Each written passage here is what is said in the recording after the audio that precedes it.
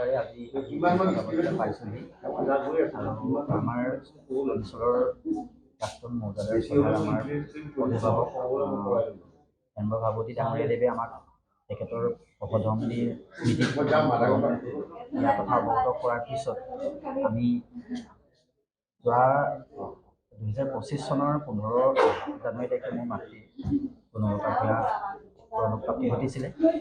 তেখেতৰ স্মৃতিটো মই কিবা এটা দিব পাৰি চিন্তা কৰিছিলোঁ। চিন্তা কৰি ভাবিলোঁ যে যিহেতু আমাৰ তোৰণখন হৈছে, তোৰণখনৰ লগত সংলগ্ন দেৱালখন মই ইয়াৰ কথা চিন্তা কৰিলোঁ। এই মৰ্মে মোৰ প্ৰয়াত মাতৃ শ্ৰদ্ধাৰ গুণলতা ভূঞা ডাঙৰীয়ানীৰ স্মৃতিত মই ৱালখন ক্লাবলৈ আগবঢ়ালোঁ আৰু আমি অনুষ্ঠানভাগে আজি এই দুয়োটা তোৰণখনৰ ৱালখনে সন্মুখ ভাগটো আমাৰ অনুষ্ঠানটো সম্পূৰ্ণ এটা সৌন্দৰ্য বৃদ্ধি কৰাত সহায় কৰিছে। আমি এই পাহতে মই পায়নিয়াৰ উন্নয়ন কমিটিৰ সভাপতি হিচাপে শ্ৰদ্ধাৰ হেমব্ৰ ভাগৱতী ডাঙৰীয়াদেৱলৈ মই আমাৰ কৃতজ্ঞতা জ্ঞাপন কৰিছোঁ আৰু আমি অনুষ্ঠানটোৱে সমাজৰ বিভিন্ন ক্ষেত্ৰত আমি কাম কৰি আহিছোঁ আৰু অনাগত দিনতো আমি সমাজৰ বিভিন্ন ক্ষেত্ৰত কাম কৰি যোৱাৰ আশা ৰাখিছোঁ। ধন্যবাদ। সদস্যসকলক তেওঁলোকৰ আচৰণ বিৱৰণ কথা ব্যৱহাৰ কিবা এটা দিব লাগিছিলে, সেই প্ৰমুখ্যে তেখেত ঢুকোৱাৰ পিছত মই ক্লাবৰ এদিন বিহু মেলাৰ নিমন্ত্ৰণত আহি ক্লাবলৈ 10,000 টকাৰ চেক এখন দি গৈছিলোঁ।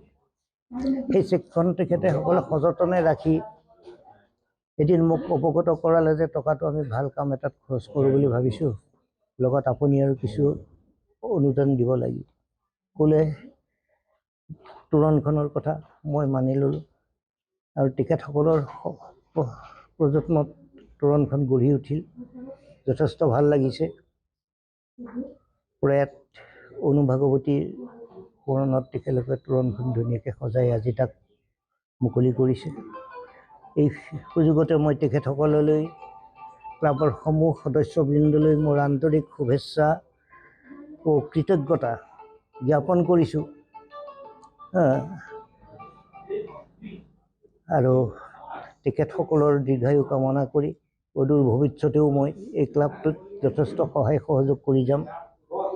এই প্ৰসংগতে মই তেখেতসকলৰ আৰু পায়নিয়াৰ ডেভেলপমেণ্ট ছ'চাইটিৰ যিটো প্ৰৱেশদ্বাৰ মূল তোৰণ, এই তোৰণভাগ আমাৰ এই অঞ্চলৰ বিশিষ্ট ব্যক্তি আমাৰ সকলোৰে শ্ৰদ্ধাৰ হেমব্ৰ ভাগৱতী দেৱে তেখেতৰ প্ৰয়াত পৰিবাৰ অনু ভাগৱতীৰ সোঁৱৰণত আগবঢ়াইছে।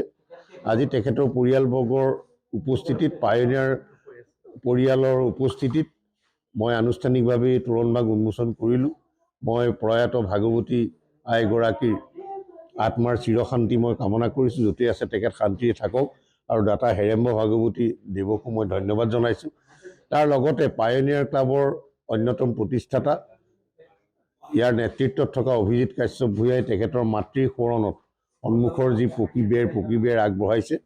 মই অভিজিত কাশ্যপ ভূঞাকো আন্তৰিক ধন্যবাদ জনাইছোঁ আৰু তেওঁৰ মাতৃৰো মই আত্মাৰ চিৰশান্তি কামনা কৰিছোঁ আৰু আশা কৰিছোঁ যে পায়নিয়াৰ ক্লাবৰ এই কাৰ্য বা পায়নিয়াৰ ক্লাবৰ যি আমাৰ এই অঞ্চলটোত তেখেতসকলে সামাজিক সাংস্কৃতিক বা সকলো দিশতে সাহিত্য বা সাংগঠনিক ক্ষেত্ৰত ভূমিকা গ্ৰহণ কৰি আছে, এই ভূমিকা তেওঁলোকে যাতে আগলৈ দুগুণ শক্তি আৰু উৎসাহেৰে তেওঁলোকে গ্ৰহণ কৰিব পাৰে। আজি যেনেকৈ তেওঁলোকৰ চৌহদটো জিলিকি উঠিছে, তেনেকৈ তেওঁলোকৰ কাৰ্যক্ৰমণিকাও এই অঞ্চলটোত জিলিকি উঠক, তাৰ বাবে মই পায়নিয়াৰ ক্লাবলৈ আন্তৰিক শুভেচ্ছা জ্ঞাপন কৰিছোঁ।